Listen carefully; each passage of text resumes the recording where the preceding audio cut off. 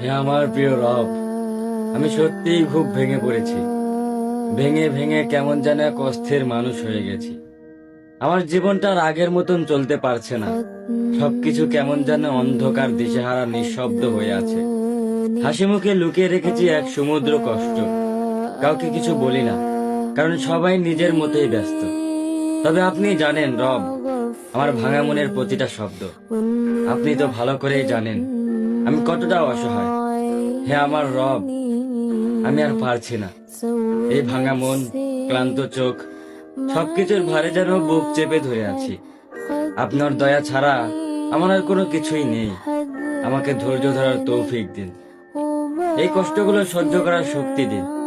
আপনার ফয়সালায় রাজি থাকার হিম্মত দিন।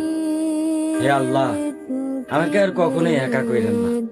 আপনি ছাড়া কেউই বোঝে না আমার এই নীরব কান্না।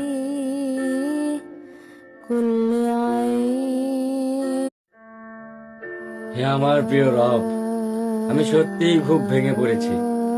ভেঙে ভেঙে কেমন যেন এক অস্থির মানুষ হয়ে গেছি।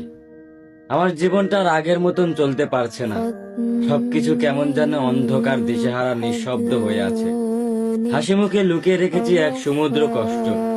কাউকে কিছু বলি না, কারণ সবাই নিজের মতোই ব্যস্ত।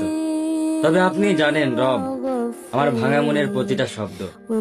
আপনি তো ভালো করেই জানেন আমি কতটা অসহায়। হে আমার রব, আমি আর পারছি না। এই ভাঙা মন, ক্লান্ত চোখ, সবকিছুর ভারে যেন বুক চেপে ধরে আছি।